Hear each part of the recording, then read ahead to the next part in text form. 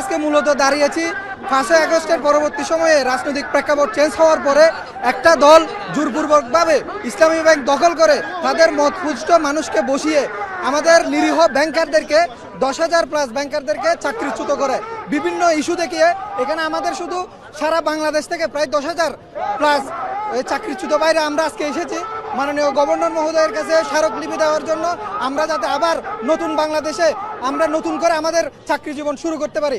কারণ আমরা জুলাই যুদ্ধ করা হয়েছিল কি জন্য? এখানে বৈষম্য কোনো স্থান নাই এই বাংলাদেশে, কিন্তু আমরা দেখা যাচ্ছে 5 তারিখের পর একটা দল বিশেষ সুবিধা নিয়ে বিভিন্নভাবে আমাদেরকে বৈষম্যের শিকার হয়েছে আমরা সবাই। তাই আমরা আজকে আপনাদের মাধ্যমে গভর্নর মহোদয়ের কাছে দাবি জানাতে চাই আমরা যাতে সবাই আবার নতুনভাবে চাকরিতে পুনর্বহাল হইতে পারি। আপনারা বলছেন যে আপনাদের সাথে বৈষম্য করা হয়েছে, কিন্তু ব্যাংকের পক্ষ থেকে বলা হচ্ছে আপনারা বৈষম্য করে চাকরি নিয়েছেন প্রধান পরীক্ষা ছাড়া। জি ধন্যবাদ আপনাকে।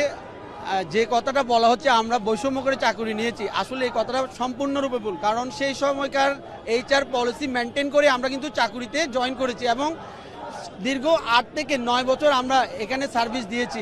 এখন এরপরে 8 থেকে 9 বছর পরে এসে যদি বলা হয় আমরা বৈষম্য করেছি বা বৈষম্য করে চাকরি নিয়েছি, তাহলে সেটা জাতি এবং দেশের কাছে বিবেকের কাছে আমরা একটা প্রশ্ন রেখে গেলাম যে আমরা কিভাবে বৈষম্য করে চাকরি নিয়েছি। যদি HR পলিসি মেনটেন করে আমরা চাকরি না নিয়ে থাকি, তাহলে সেই সময়কার HR পলিসিতে যারা দায়িত্বরত ছিলেন তারা কিভাবে এখনো সেখানে কি করছে, জব করছেন।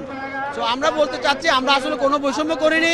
সেই সময়কার ম্যানেজমেন্ট যেভাবে পলিসি HR পলিসি করেছিল সেই HR পলিসি মেনটেন করে আমরা চাকরি নিয়েছি।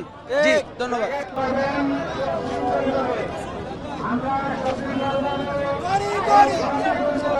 যখন চাকরিচ্যুত করা হয়েছে তারা আপনাদেরকে পরীক্ষা দেওয়ার জন্য বলা হয়েছে, আপনারা পরীক্ষা দেননি, তার কারণে চাকরিচ্যুত করা হয়েছে। এখন কেন আবার দাঁড়িয়েছেন? বুঝিনি আপনার কথা আমি। আপনাদের চাকরিচ্যুত আমরা যথাযথ প্রক্রিয়ার মাধ্যমে আমরা এর আগে পরীক্ষা দিয়ে আমরা ব্যাংকের মধ্যে ঢুকেছি। এর মধ্যে তার পরীক্ষা দেওয়ার কোনো প্রশ্নই আসে না। বিনা নোটিশে আমাদেরকে চাকরিচ্যুত করা হয়েছে। আর আমরা অলরেডি চাকরিতে আছি, আমাদের কিসের পরীক্ষা দিব আমরা? এটা যদি সবার ক্ষেত্রে হতো পরীক্ষাটা, তাহলে আমরা একটা কথা ছিল আমাদের একজনদেরকে বলতেছে ওদেরকে লোকদেরকে পরীক্ষা নেওয়ার কোনো চিঠি দেয় নাই, তাহলে আমরা কি জন্য পরীক্ষা দেবো? পরীক্ষা দিতে হলে আগে থেকে শুরু থেকে শেষ পর্যন্ত সবাইকে পরীক্ষার অন্তর্ভুক্ত হতে হবে।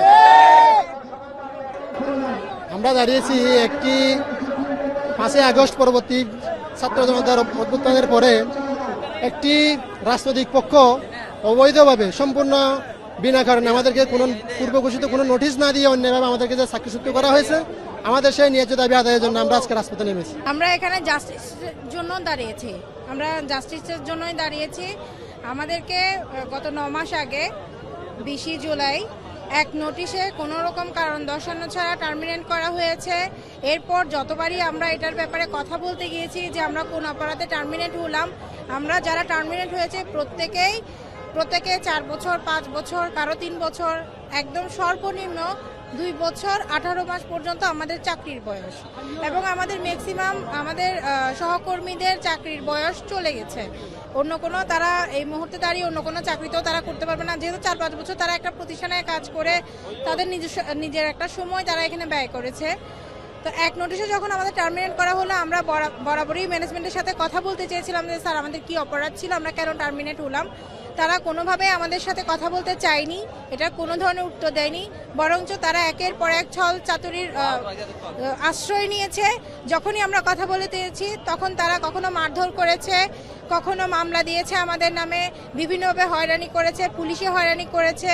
দিনের পর দিন আজ পর্যন্ত আমরা 9 মাস রাজপথে বিভিন্ন সময় বিভিন্নভাবে আমরা অধিকার আদায়ের লক্ষ্যে আমরা রাজপথে বারবার এসেছি, বারবার আমরা কথা বলতে চেয়েছি।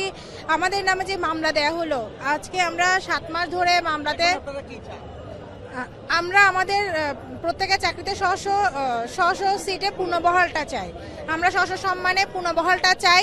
তারা তাদের নিজস্ব এজেন্ডা বাস্তবায়নের জন্য, নিয়োগ বাণিজ্য করার জন্য আমাদের চাকরিচ্যুত করেছে।